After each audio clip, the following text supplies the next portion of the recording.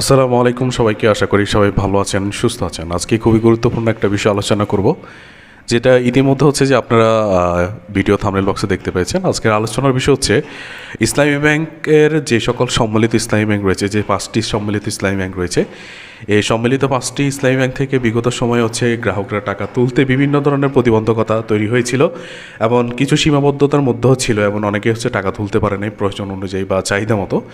তো এই বিষয়ে হচ্ছে গত 25শে আগস্ট কিন্তু বাংলাদেশ ব্যাংকের পক্ষ থেকে বাংলাদেশ ব্যাংকের গভর্নর সম্মিলিত ইসলামী ব্যাংকের যে ম্যানেজমেন্ট বা ব্যবস্থাপনা পরিচালক আছেন তাদের সাথে বৈঠক করেছেন, এবং বৈঠকে নতুন একটা সিদ্ধান্ত গৃহীত হয়েছে, যে বিষয়টি আসলে যারা এই সম্মিলিত ইসলামী ব্যাংক বা যে 5টি ইসলামী ব্যাংক রয়েছে সেই 5টি ব্যাংকের গ্রাহকদের জন্য আসলেই সুখবর হতে যাচ্ছে।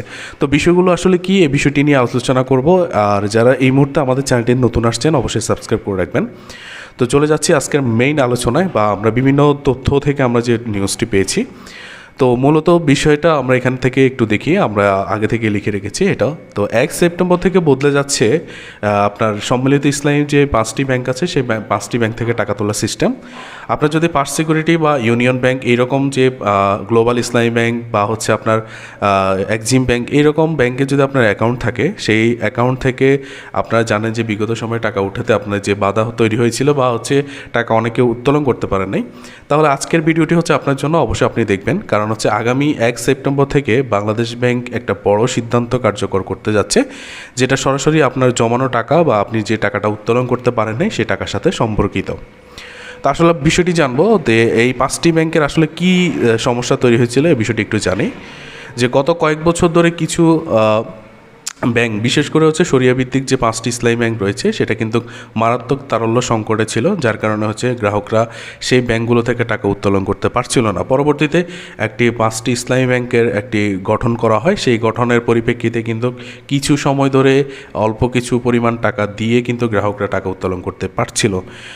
কিন্তু বর্তমান সময়ে এসে যদি আপনি দেখি, সেটা হচ্ছে যে বিভিন্ন সময়ে সরকারের পক্ষ থেকে জানানো হয়েছে যে টাকা উত্তোলনের সীমা বৃদ্ধি করা হবে।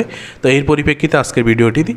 এমন হচ্ছে ফলে এইসব ব্যাংকে টাকা তুলতে গেলে গ্রাহকরা বিভিন্ন সীমাবদ্ধতার মুখে পড়েছিলেন, চাইলেও তারা কিন্তু পুরো টাকা একসাথে তুলতে পারছিল না।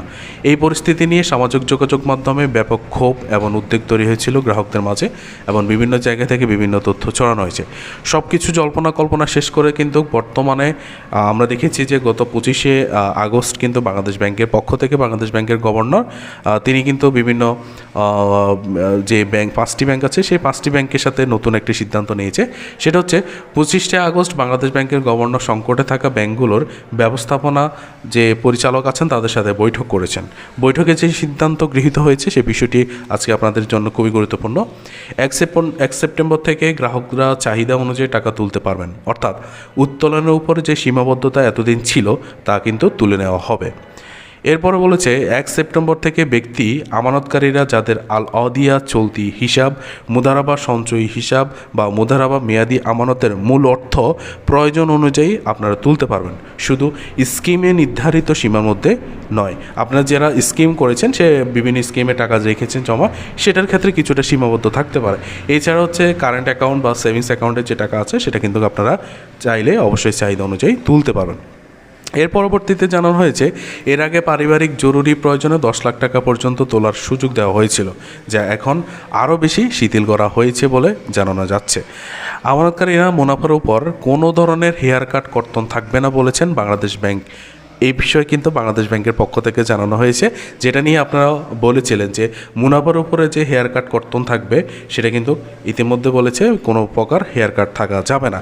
যদিও এর আগে জানুয়ারি মাসে 24-25 সালের স্থিতির উপর মুনাফা না দেওয়ার সিদ্ধান্ত হয়েছিল, পরে কিন্তু তা আবার প্রত্যাহার করা হয়।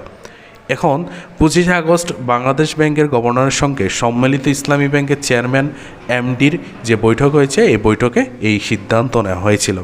গভর্নরের পক্ষ থেকে যে বিষয়টি জানানো হয় নির্দিষ্ট করে, সেটা হচ্ছে আমানতকারীদের সাথে স্বচ্ছ ও স্পষ্ট যোগাযোগ রাখতে হবে, টাকা ফেরত দেওয়ার প্রক্রিয়া সহজ করতে হবে, মুনাফার কোনো হেয়ার কাট কর্তন থাকবে না, এটা গ্রাহকদেরকে স্পষ্টভাবে জানাতে হবে। এটা বাংলাদেশ ব্যাংকের গভর্নর কিন্তু বলেছিলেন।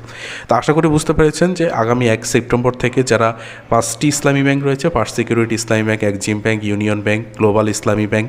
এই যে 5টি ইসলামী ব্যাংক রয়েছে, এই 5টি ইসলামী ব্যাংকের যারা গ্রাহক আছেন তারা আশা করতেছি 1 সেপ্টেম্বর থেকে কিন্তু আপনারা আপনাদের চাহিদা মতো টাকা উত্তোলন করতে পারবেন।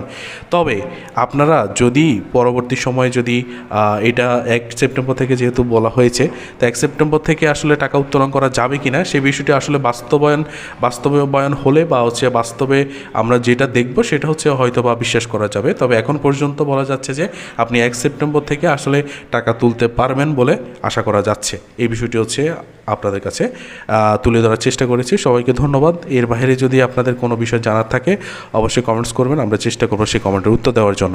অবশ্যই সবাইকে বিদায় নিচ্ছি, আশা করি সবাই ভালো থাকবেন, সুস্থ থাকবেন। আসসালামু আলাইকুম রহমতুল্লাহ।